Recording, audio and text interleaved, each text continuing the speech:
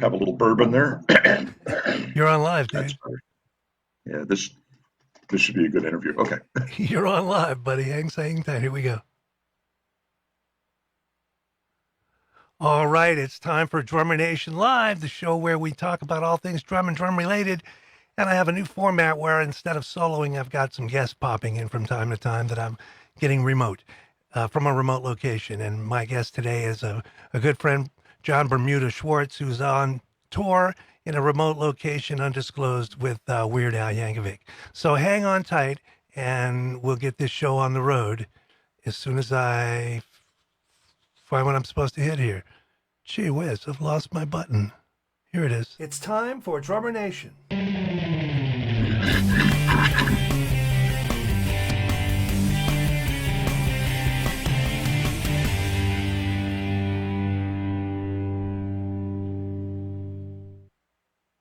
Hey everybody, how you doing? This is Bobby A, and today I wanted to tell you about how much I really love the Hudson Music digital app. Okay, now, check it out. It's an app that you can get for your device, and you can purchase books from the Hudson Music digital store and have them stored right on your device. The great thing about it is you always have it with you, and any content that might be video related or music related is right there at your fingertips. It's a wonderful resource.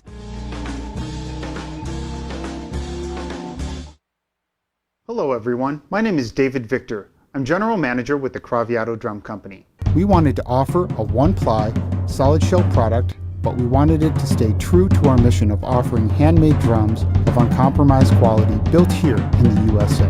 So take a listen to our Center Stage Series drum set. All right, I think I might have had the volume too loud on that Craviato ad, but we're moving forward. Let's get right to the show. I have my guest here, good buddy, John Bermuda Schwartz. How are you, John? Good, Michael. How are you? I'm well. What do most people call you, John or Bermuda? Well, if it's a show day, it's Bermuda. Otherwise, it's just John. Today's a show day, so I'm Bermuda. Okay, I thought you were going to say my friends call me something, and Friends? Well, I wish. hey, man, you've got a million friends in this industry. Everybody knows you and digs you. Oh, You look up nice guy, and there you are. So you're out with oh, Weird thank you. Al. How long have you been doing that gig?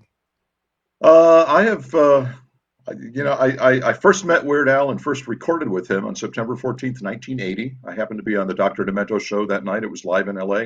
He was there. He was already well known on the show. I had sent stuff to Dr. Demento back in the 70s and was invited to come do an interview on the show. And Al was there that night, and Al invited me to beat on his accordion case while he debuted a new song that he had just written that weekend. Another One Rides the Bus, a parody of Oh, Queen's I Another remember One that one. Bites the Dust. So you guys were And equally demented. well, evidently, yeah. And that was, I mean, the night I met him is the night I started working with him, and it's been coming up on 42 years. Wow. That's amazing, man. So many Yeah. artists, they get big and they hire new guys all the time, and there's nothing, the band they had was fine. So that's great. Then how long is that's true with most of the band, I presume, right? Well, yeah, we hired a new guy back in '91. Uh, he's the new guy at 31 years. No, the Right. band has been together since the first album and the first tour from 1983 through now, which is extremely unusual. It varies. So it's a real band. To me, you get a band Yeah. sound after a while. It's not like you can hire great players and they'll all come up and make the gig, but there's a band sound that happens when people work together for a long time, don't you think? Yeah, well, and there's a dynamic between the players, of course, and there's an ease of getting parts and sounds and Hmm. feels and stuff like that. And you get very used to assuming everyone's a good player. And this was just a really good combination of players. Right. It's held through all these years and still works and is still fun. Beautiful. Now you had to. First of all, this isn't an interview. It's kind of just a shoot the Oh, breeze okay. show. So Oh, chime in with any topic you want, but I'll keep the flow going. You guys probably took off some time during COVID, like everybody else, right? well, we had a year off. 2020 was our year off anyway.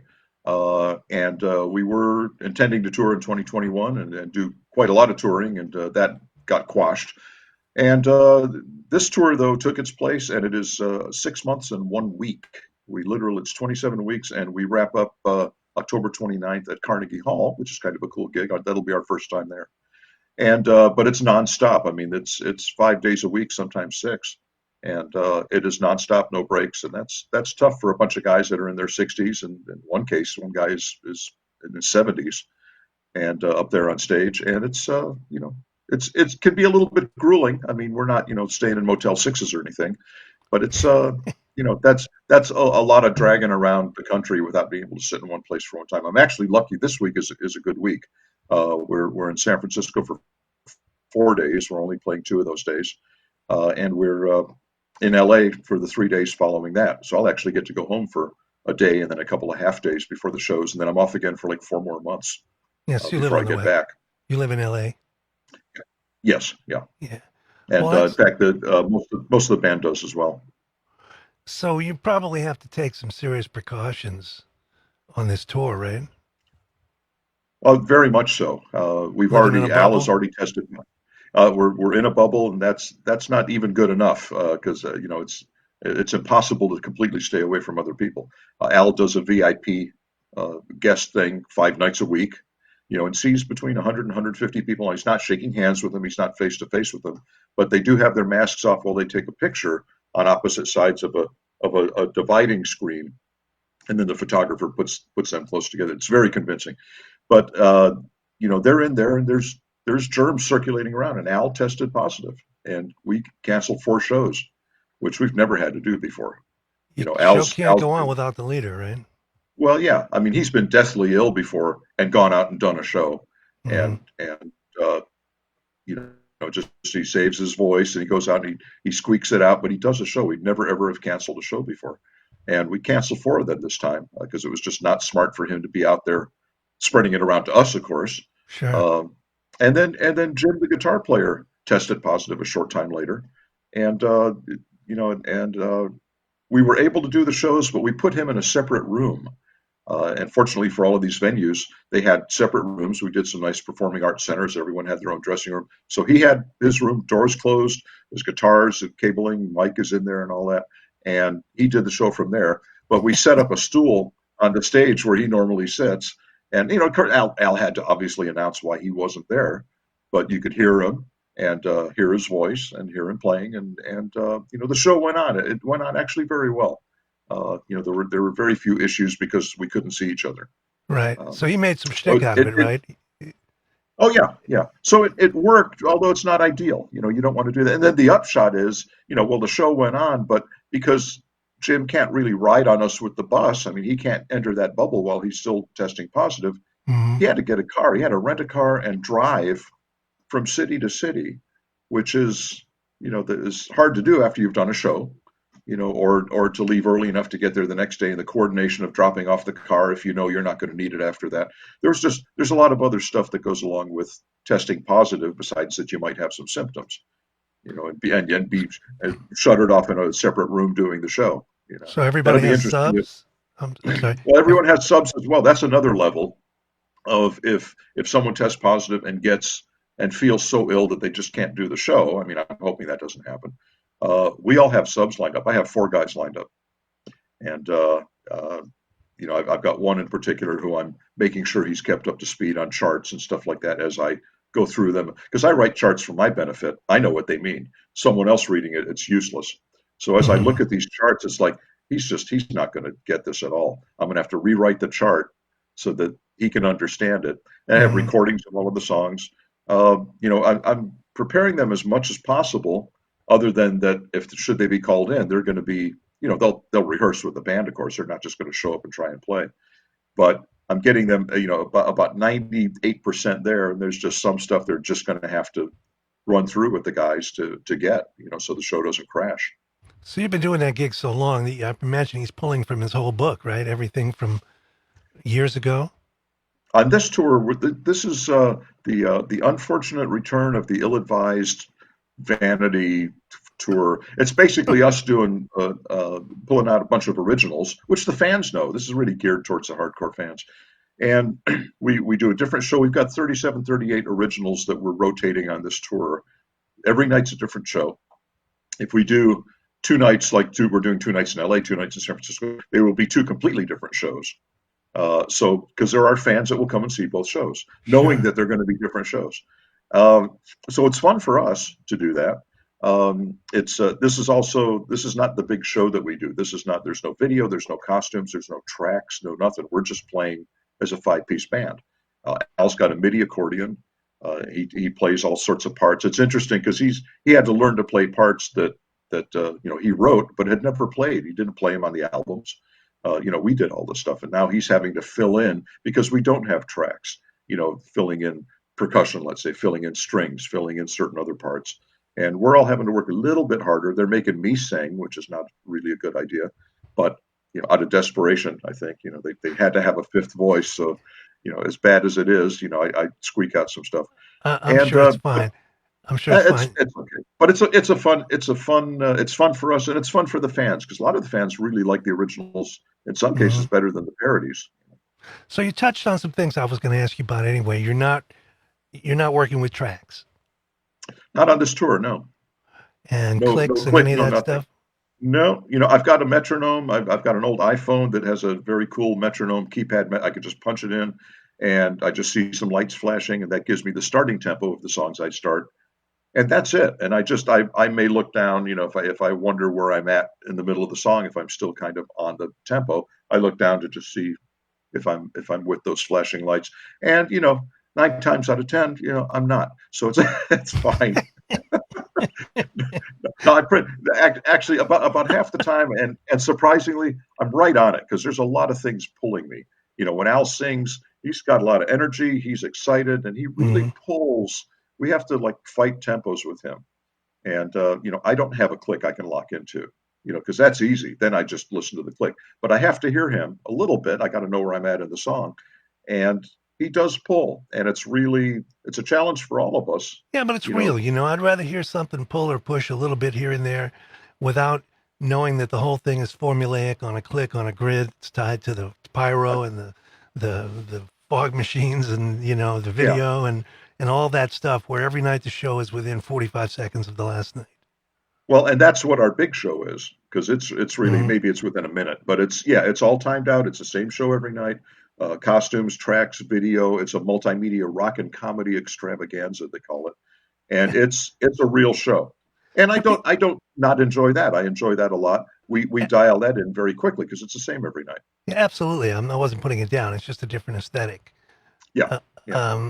People don't realize what's tied into the grid when you go see a show like that. Well, for us, really nothing. Just the band and the video are you know listening to each other. I'm listening to the video, and I tie us into that. The lights are all done manually. There's nothing. It's not all MIDI up or anything. I mean, it's But it can really be, there's a right? guy. Some shows it is. It can be, yeah, Yeah. and it probably could be with us as well because it is the same show every night. And when the video's running, it's the same. There's no variation, so it certainly could do that. But we've got a guy who's just hands on doing that, and that's fine. hmm It works well. It looks good. It is a really good show, and on this tour, it's a really good band. It's a performance. It's not a show. I understand. I lost you there. Oh, Audio. I'm sorry. There, you're back. Hold on. Oh, good. Hi. Hi. Good to be here. How you doing? Even in the future, nothing works. My favorite line from Spaceballs. Now, I spoke of a book earlier, meaning the show, the songs, but you also are an author. You're a photographer and you have a book out that's done very well. Tell us about that. Well, I owned cameras and I took pictures. I don't know if I qualify as a photographer. I took so many pictures, though. I mean, in life. But when Al came along, I just sort of carried over. I mean, the very second time I saw Al, I had a camera in my hand again, and just took pictures, and he just let me. And there was never any question, and there was never any purpose. I just shot a ton of pictures, and if they looked good, I made copies and gave them to the guys, and that was kind of it. Without any, there was no goal in the mind at the time. There was no World Wide Web yet, so there was no place to put the pictures up and share them. Mhm. Some did get published early on, but just sort of because I was the only guy taking pictures. I was the only guy that had pictures of him. Wow. And ultimately, eventually, uh, the web came along, of course, and there's a good looking book. And, and I started Al's website, weirdal.com, and posted a bunch of pictures. So a lot of pictures had been seen, and at the time in the 90s, mid 90s, when I started that, they were small. Screens were only 640 by 480, maybe 800 by 600 if you had like a great monitor. And so pictures weren't very big, and bandwidth was, most people were still on dial-up.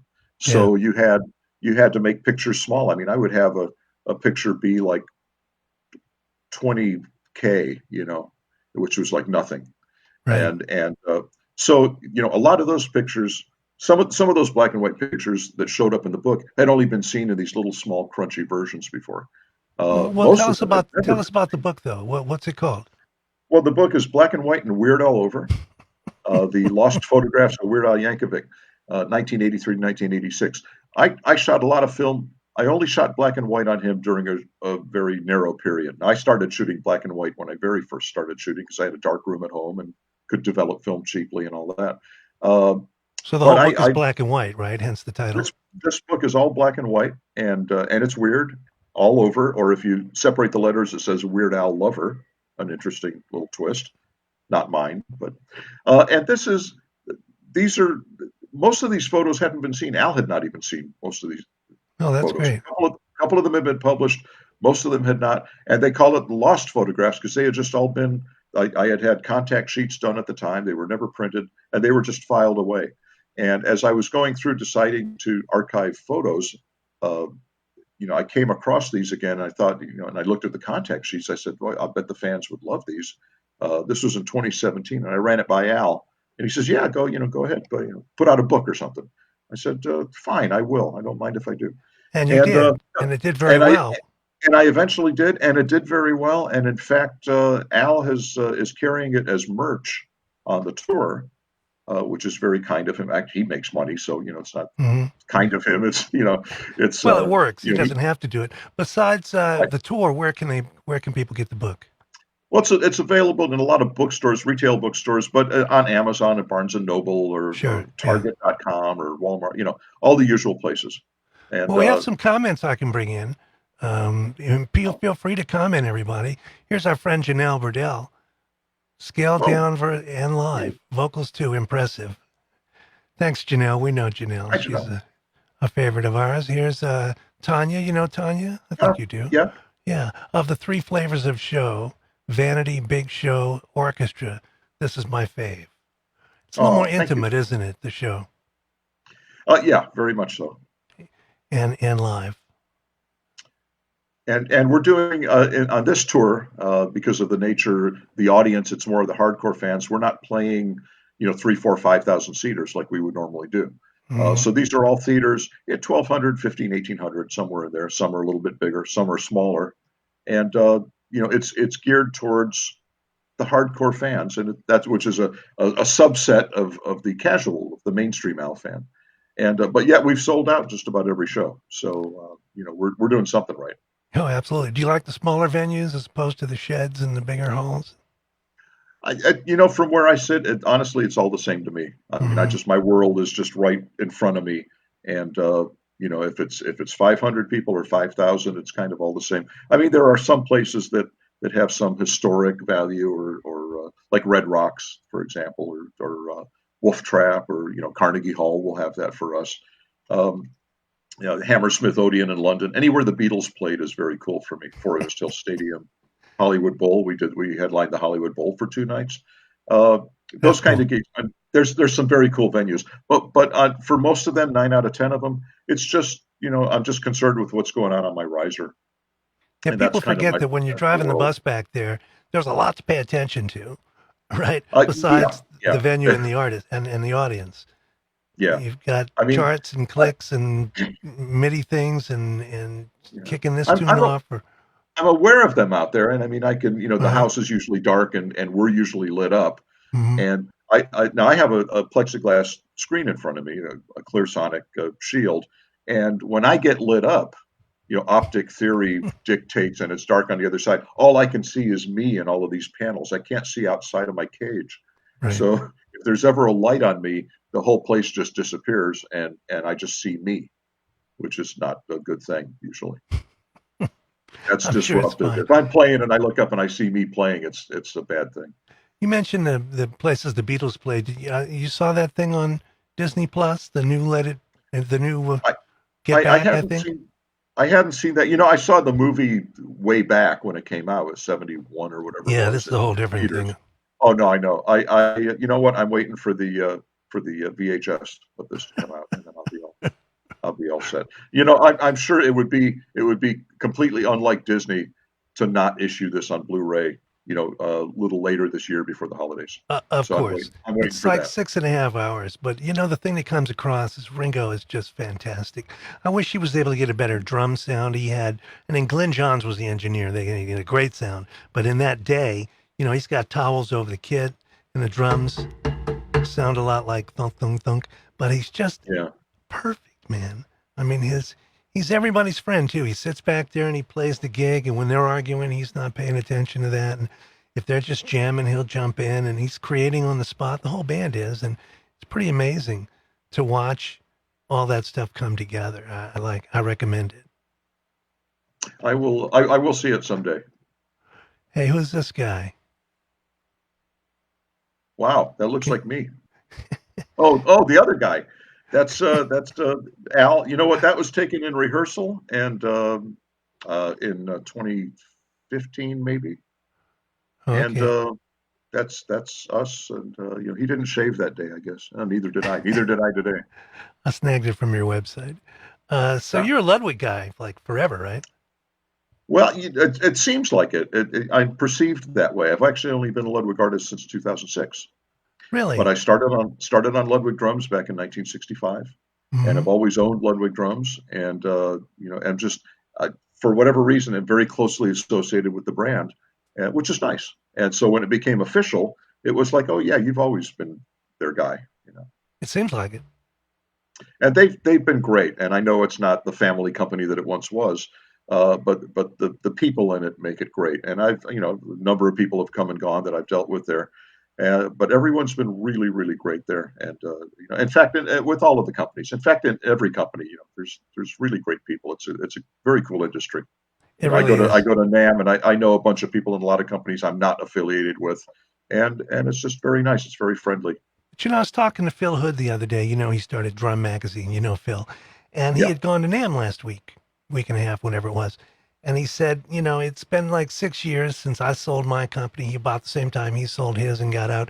He walked around the show floor. He said, I didn't know anybody. There's wow, been so many changes in the industry in the last just few years that for Phil to say he didn't know anybody, I mean, I wouldn't have known anybody, yeah. I'm sure. Anyway, Well, and let's I take a, think that go ahead. oh, good. Go ahead. I know that show was only about half populated. Yeah. They had about half the exhibitors, and it was pretty quiet. So, and I was Yeah. on the road, so I don't feel like I missed much. Yeah, I didn't go this year or last year, but I hope to go next year. Let's get a couple of spots in here, and we'll come right back with Bermuda Schwartz. Drummers who prefer dark cymbals with fast responses will love the HH Vanguard series from Sabian. Vanguard provides an elegant, complex sound that is always musical. Each model is fully hand-hammered to be thin and light, with a flatter profile for a deep fundamental tone and a smaller, musically integrated bell. The result is a clean, woody stick definition with exceptional articulation and responsiveness. Find detailed information at Sabian.com/Vanguard. Memphis Drum Shop is the world's premier provider of percussion instruments. With 6 showrooms of gear, MyCymbal.com, the Memphis Gong Chamber, and a first-rate repair department, turn to Memphis Drum Shop for all your percussion needs. That crazy Chad Smith. Yeah. You can see I do these ads myself, just trying to shine some light on some of these guys who helped me with the show by allowing me to cross-post to their sites. So it's all cashless, but it's friends helping friends, which I'm totally down with. and you're a good one. Oh, thank you. Thank you very much. What else is on your mind before I let you go? Oh boy. This whole COVID thing, I mean, we're all being very careful, of course, but it translates to just beyond when we're, walking through a venue and dealing with local crew or, going out to get some food somewhere. I mean, we're just not going out doing much at all. I mean, I'm in San Francisco for 2 full days off, and I've been in my room pretty much the whole time. And which is great, I suppose, for catching up things on the computer. But there's things I'd like to go out and see. That Sure. normally, if I was taking a vacation here, there are things I would go do. And it's a little bit of a drag. And more than that, I'm not out seeing friends. I'm not seeing drum company people. I'm not able to see anybody. I've seen a couple of people with special permission from the tour manager. That and everyone's tested, and it's just it's difficult. That's the one thing I really look forward to on tour more than anything else is seeing my friends. And this is just not that tour. This is just we're just making a zillion bucks and having to sit in a hotel. Well, everybody understands that. Good for the zillion So bucks. far, yeah, Yeah. yeah. I know you're coming to Atlanta and you say, well, you can come see the show, but I don't know if we can talk. So, It's far enough down the line where I had hoped things would ease up a little bit. We'll have to see, but honestly, I'm not hopeful. yeah, me Uh, neither. this is just one of those years, and we'll just have to grin and bear it. And everyone's been very understanding about it, and things will come back. I mean, things will be Yeah. normal again. But you don't want guys like me backstage anyway. No, well, no, and that was rule number one. We're not having anybody Oh, backstage. that's true. Yeah. Yeah. If you have guests, good luck, but they're not coming backstage. Right. Maybe see them outside in the open, and be sure you have your mask on. But it's And I haven't working. I even mean, done you're that. out there touring and it's working, Yeah, yeah. Everybody's got to take precautions, but it's working. Because I walk around out here where I live, nobody's doing anything. Nobody's got a mask on. They look at you like you're crazy if you have one on. Well, they do that with me anyway. But yeah, I have no qualms about walking around. And it depends on where we are. Of course, we're traveling across the country. In some places, almost nobody's got a mask. In other places, surprisingly, 50% or more are wearing masks out there. Mhm. And that's a little reassuring. Yeah, I But bet. I'm doing my best to just, if I have to go out and go to a store and grab something to eat or drink and bring it back to the room, I make sure I stay away from people. I have my mask on the whole time, and I want to see this tour through. I don't want to be put in a remote room with my drums, where people can't see me and I can't see them. That would be a bad, line of sight situation. Sure. Plus, you never That know how that would sick you're liable to get. Some people have no symptoms. Some people are sick as dogs for a right. couple of weeks. So it's not something to play with. Yeah, we had our guitar player Jim had some symptoms. I mean, he wasn't Did he? hospitalized, but had some symptoms. He couldn't sing for 1 or 2 nights because his throat was just beat up. It took him a while to get back on track. Um, in fact, he tested positive twice in a row. He was positive, then negative, and then immediately positive again. And the symptoms were even worse the second time. And you're not And flying, right? You're bus touring? we're on a bus, and actually we do a little bit of flying out of necessity. If a trip is too long, and we end up spending too much time on a bus, which can't make a certain length of a trip, so we have a day off. It becomes a travel day. That's not a Hmm. day off anymore. So we will fly on those days so that we get a half a day of relaxation instead of sitting on the bus. Is there a But lot of typically, rehearsal? Go ahead. no, no, you know what? We rehearsed like 4 or 5 times tops for this whole tour. Now we had just 4 years ago we had done the same tour, and so most of the songs were fairly fresh, so it was just a refresher. But at that Hmm. time, we had to learn and relearn a bunch of songs. There were a lot of songs we pulled out of the hat that we had never played as a band before. Maybe we did them in the studio and drums and bass, and then everything else got put on after. But we never played them live, never Right. really rehearsed them live, and we had to learn our own songs. And But Al generally too. speaking, there's not like a rehearsal every day you can do one, right? Like Paul Simon has a rehearsal every day they can. Uh, we do get together, and it's less of a sound check than it is a rehearsal for the. We do a straight cover song every night as part of the encore, and we rehearse that song. Uh, I can't tell you what we're doing tonight, but the other night we did. I forgot what we did the other. We do stuff like "Stuck in the Middle with You," or speaking of Paul Simon, we did "You Could Call Me Al," Mhm. because That's good. Al, right? Yeah, On that last tour, we did Smoke on the Water. We did Last Train to Clarksville. We do It's Only Rock and Roll by the Stones. There's a bunch of cool, fun stuff we do, and we rehearse that song that day, which means we get through it once or twice. yeah. Right. We sort of know it. We have recordings of us doing it live from 4 years ago, and then we also rehearse the song for the next show. Right. So tonight we'll rehearse tonight's song and then tomorrow's song, and but And these that's the aren't extent of the send-ups, rehearsal. right? This is just a straight cover. It's a straight cover, bar band, cover, as close as we can get it. He's pulled some pretty ambitious stuff. There were some things he wanted to do, and I said, I can't do that. Like he wanted to do Lust for Life, which has got a drum part as well as like a timpani part. I mean, there's two things going on, and I said I can play a part that sounds like what the drummer did on that, but it's not going to sound like that. I can do one or the other, And but I he can't do both. right. So any respected that, and we didn't do it.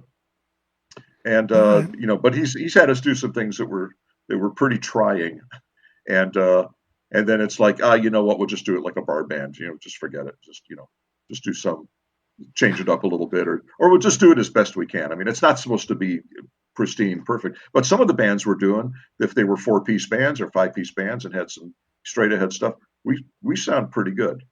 I'm sure you do. We sound darn good on those things. Give Me Some Lovin' by I can't think who did that. Melvin, Rascal. no. Gee Give Me whiz. Some Lovin'. Stomp me. Give me some.